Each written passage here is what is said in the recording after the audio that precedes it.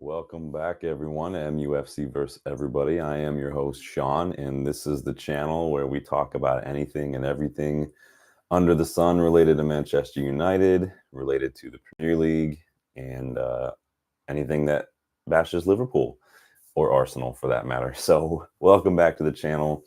Please don't forget to like the video. Don't forget to subscribe to the channel. And also, don't forget to leave a chat and live chat or comment on the videos. I do respond to all the comments that I get in the videos. I do love engaging with everybody. I'd love to get some more thoughts and feedback from people as well as we're going through these videos.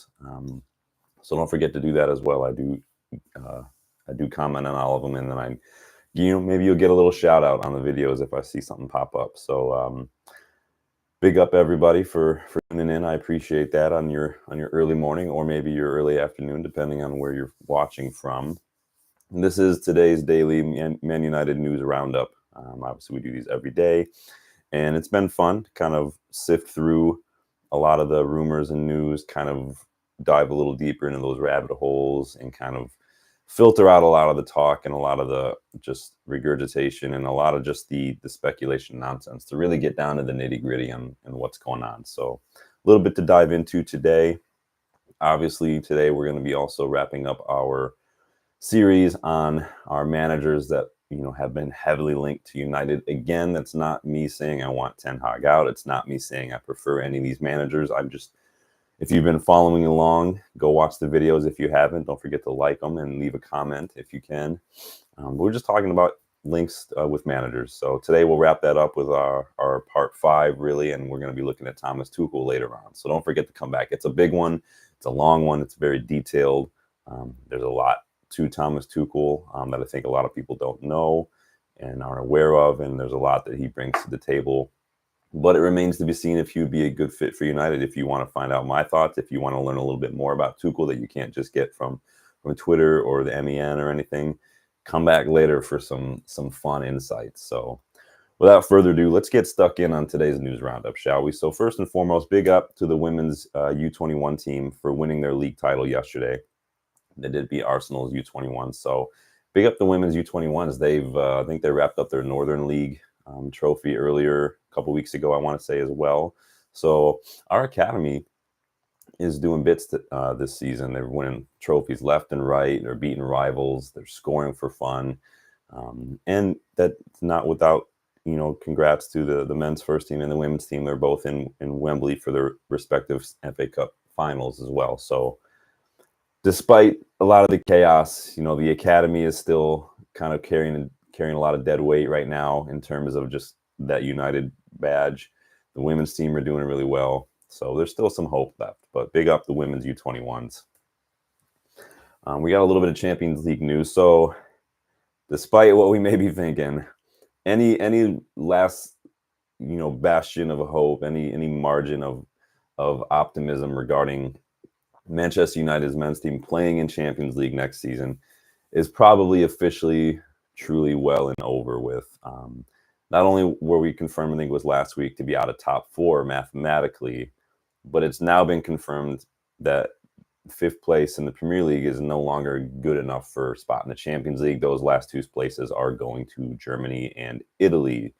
So bit of a bummer, I think, that we all kind of gave up on Champions League a long time ago, but that does make that race for top 4 between Villa and Spurs a bit more interesting, and hopefully United can make a strong push for maybe 5th or 6th place, because we do want to be playing in Europe next year. I don't want to be playing in Conference League, but hey, competition is a competition. It's still something, right?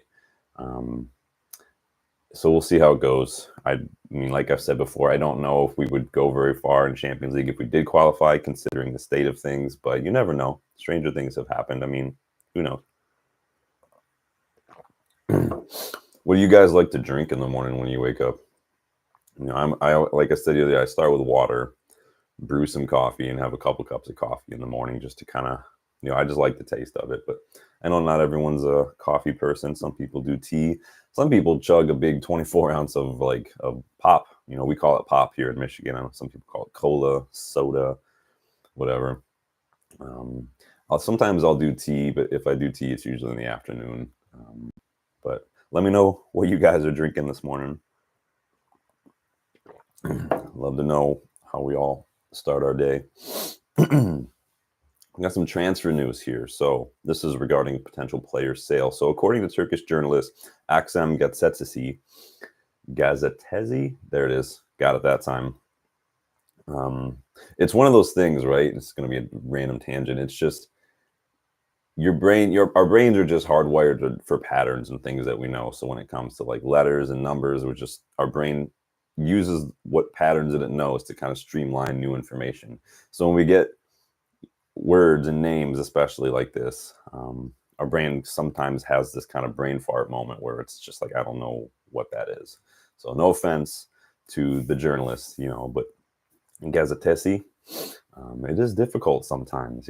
Funny story I share with a lot of people is like, I used to work at a bookstore, right? And we would get these coupon codes that customers would bring with coupons, but they would be like 87 digits of just random assortment of letters and numbers.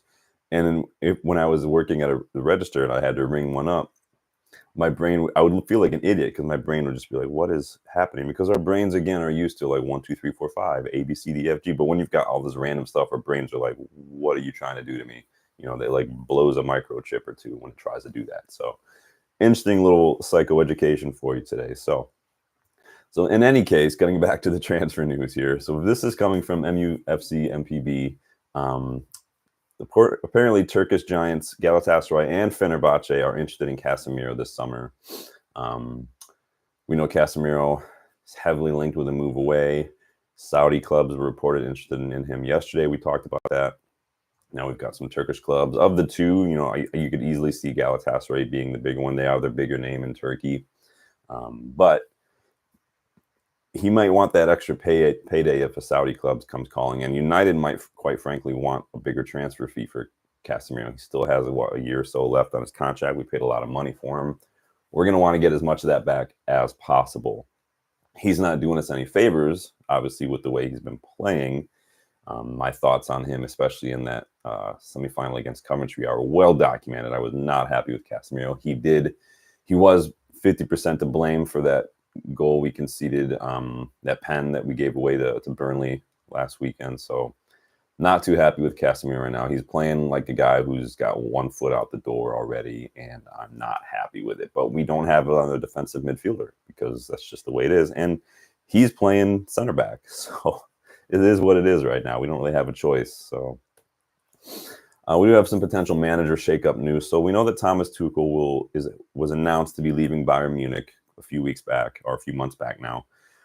I did share last week, if you remember, on one of the news roundups, that the Bayern Munich supporters had started a petition to keep him at the club for another year. The Champions League final is going to be at the Allianz Arena. He's a Champions League winner. He's in the Champions League semifinals right now. The supporters believe in him. They literally said in their petition that the other candidates don't hold a candle to him. And that, as of last week, that petition had like 10,000 signatures as of last Tuesday. So now Sam C, who is with the United Stand, he's reporting that Tuchel's agent has spoken publicly about Tuchel's future. And he said, I am absolutely convinced Thomas is one of the best managers in the world and that his job in Munich is coming to an end far too early. So possibly confirming that he is going to be leaving still. So in a bit of related news yesterday, Fabrizio Romano added more weight to the new manager potential for Bayern by talking a little bit more about Ralf Rangnick. Obviously, he was our former interim manager. We hired him as director of football, and he got sacked for not doing a good job at a job that he wasn't hired for, which I'm still a little bitter about that, because Rangnick he's one of the best talent IDs and one of the best kind of technical directors you can get. And we effed that up, didn't we? So anyway, Romano said former United interim manager Rangnick is very close to becoming Bayern Munich manager. That was yesterday. Fast forward to today. I know you keeping up. So now we're hearing from Christian Falk, obviously a very well-respected journalist in Germany, that Rangnick has actually rejected the move to Bayern Munich, and in a change that's apparently shocked the Bayern heads. Watzke, they are just completely shocked. They were planning on that, and it seems like he wants to stick with the Austrian national team, which is a bit odd.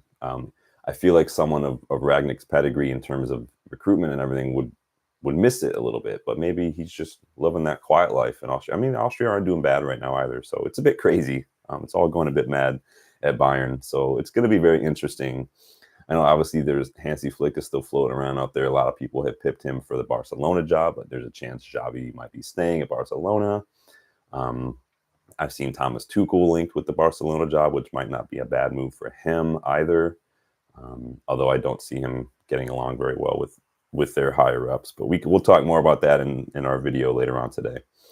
It's going to be last summer it was the strikers, and I feel like this summer it's managers. It's insane.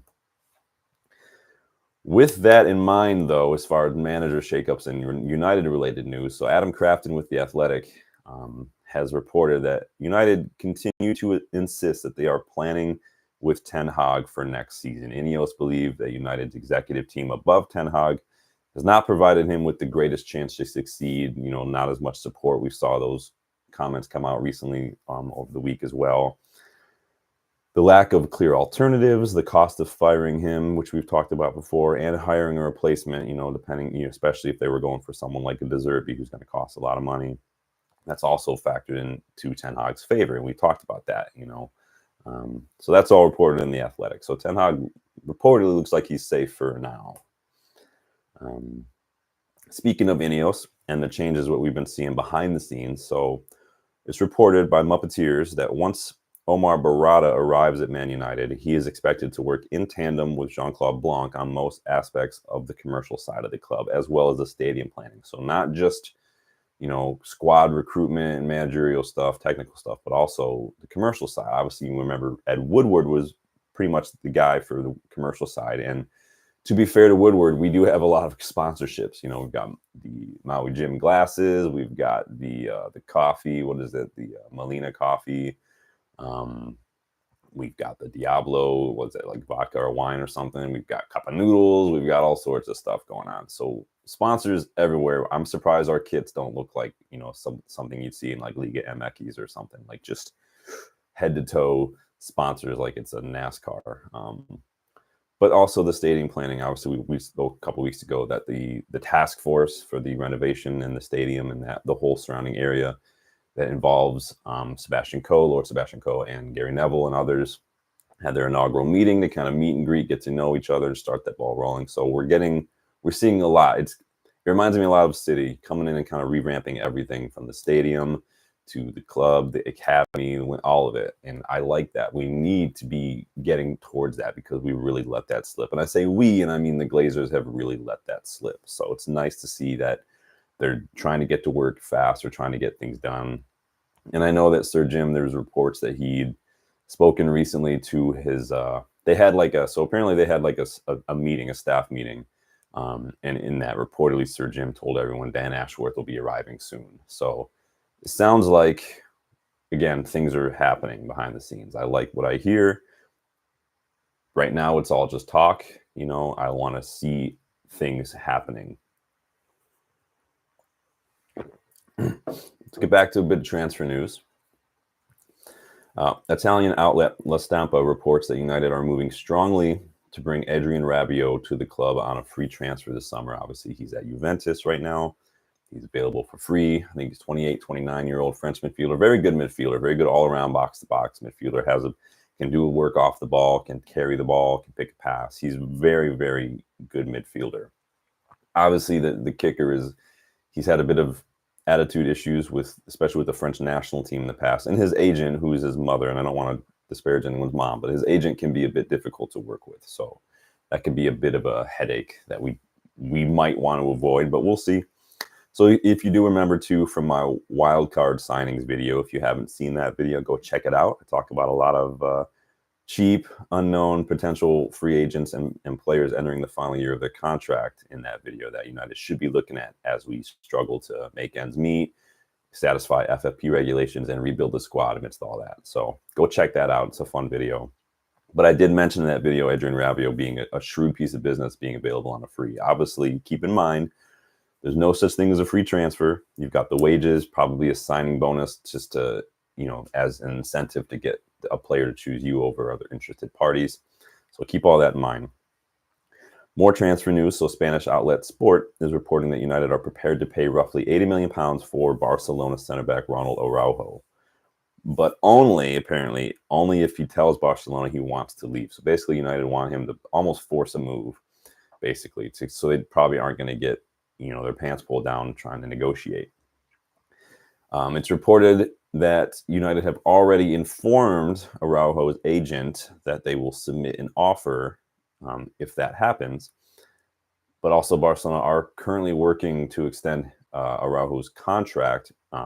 But I think the stumbling block so far is terms, wages and length of contract, bonuses, any of that stuff. So it's a hefty fee to pay for one center back, especially when we need two at least going into the summer. Obviously, we've talked about some free possibilities. I think that Todibo will probably be the better signing. He would be, roughly almost less than half of what Araujo would cost. And Araujo does have a bit of a mistake in him. It doesn't mean he's a bad center back, but, we saw him get sent off recently in a big match. So it's about if he can keep his head in these moments. And I like Todibo. I think Todibo will be a good piece of business. So we'll see what happens in the summer. We are in need for a center back. So expect to see some moves. More news regarding player sales. So Mike McGrath of The Telegraph is reporting that we are expecting for Jadon Sancho to leave this summer. Obviously, Sancho has been on loan at Dortmund since January after a bit of falling out with Erik Ten Hag. Sancho falling out with a manager? No, never. Yeah, it happened. Which club is probably the more multiple choice question there. On a related note, too, so Dortmund, apparently yesterday, because as you watch the Champions League, Dortmund beat PSG 1-0 in the first leg of their semifinal. So Dortmund, though, apparently decided to conveniently forget that Sancho also threw his toys out of the pram when he was there before he joined United as well, when he had a similar issue with theirs. So yesterday, their official account on Twitter posted after their victory. They simply posted a photo of Sancho and it said, "You all owe him an apology. We were always familiar with his game." I swear, a bunch of teenagers running the social accounts for these big clubs. So, yeah, Sancho had a decent match against PSG, but what else has he done since going back to Dortmund? And what did he do under Ollie or Ragnick or Ten Hag at United? He hasn't exactly pulled up trees since he's been here. It doesn't look like he's able to cope with the Premier League itself. And I think he's got the same goals and assists this season as Antony does, and we're calling Antony a flop, and Sancho is a star boy, apparently. So, any case, like I've said before, if Sancho wants to apologize, cool, come back. That's fine. But again, he has a history of this behavior. He's not been great at United, and it's clear maybe he doesn't want to be here. And so at the end of the day, no player is bigger than the club. So his performances in the Champions League and his performances in this Bundesliga, which, honestly haven't been great. If anything, they're just going to boost the sale we get. So Dortmund are kind of shooting themselves in the foot. And honestly, Dortmund know what they're doing here. They know that there's a big movement, that a big portion of the United fan base that's not happy with Sancho. They know what they're doing when they post something like this. They know they're going to get a lot of negative responses. And they probably know it's going to push Sancho more towards wanting to leave United, which they think that'll help drive the price down. I don't know. It's not like they're still getting profit off him either way, if you factor in what we paid for him initially. So it doesn't really matter in that regard. They're just kind of trolling at this point. But if that's how they want to run a professional football club, then that's how they want to run a professional football club. We do have a little bit of potential injury news as we move on here. So there's some rumors floating around, I think, from Melissa Reddy, who said Rashford was not training today. He's still in a bit of discomfort from the Coventry match because he hasn't featured the last few matches, which honestly a lot of people probably are fine with. He hasn't exactly been doing very well. And so we'll see what happens there. But hey, Martial has been back in training. So naturally that means we're going to win the league, right? I know Erik Ten Hag seems to like Martial, but it's not as if he's done great in a United shirt. Again, another instance where the league or the manager or whatever it is, just not a good fit for Martial. I think that he'll be leaving for free this summer. So again, it's another instance of poor business by United and poor injury record coming to a perfect storm of we're leaving for free. Saw it with De Gea, we see it with Varane, we saw it with Pogba, and Herrera, all these people. Like, we're just not good at this. And a bit of positive news, though. So Bruno Fernandes has been nominated for the Premier League Player of the Month, along with Man City's Josko Gvardiol, Arsenal's Kai Havertz, Crystal Palace's Mateta, Chelsea's Cole Palmer, and Everton's Jordan Pickford. So go vote for our Portuguese Magnifico if you want him to win Premier League Player of the Month. It'd be nice to boil the piss out of rival fans with that and have another little, he's a flop, he's this, he's that, when he's been one of the best midfielders in the league. Not only since he joined, but if you look at statistics, like in the league, period. So it's a shame he doesn't have more trophies, but, look at the players he has to work with sometimes. So. And finally, let's all wish a very happy 49th birthday to Manchester United legend David Beckham. He turns 49 today. One of the most underrated footballers of all time, robbed of the Ballon d'Or in 99 after winning the treble, and United eliminating Rivaldo's Barcelona. If you remember, Rivaldo actually won the Ballon d'Or that year after they won F-all. We eliminated them from European competition. So I'm going to still say he won it because in my mind he did. I don't care too much about the Ballon d'Or overall. I think it's a bit of a, prom king kind of thing. It's popularity, but Beckham was robbed. Fight me if you don't agree. So that's going to do it for our roundup today. Don't forget to come back later on today. We're going to wrap up our series on managers by taking a closer look at Thomas Tuchel. It'll be a pretty long video compared to the other ones, but there's a lot to go over with Tuchel because he's a little different generation of manager. He's been around the block a few times with big clubs, not like a Mata who's been at like one big club, or even an Amorim who's been doing it for a couple of years. Like Tuchel's been around for a minute, so be sure to come back. Don't forget to like this video. Don't forget to subscribe to the channel if you're new. Don't forget to get involved in the comment section. I do respond to those, and I promise I will respond to you, and I'll give you a shout out on the videos if I see some comments and some likes. So do that. It means a lot to me. And check me out on Twitter, MUFC versus everybody. And I will talk to you guys tomorrow. Thanks.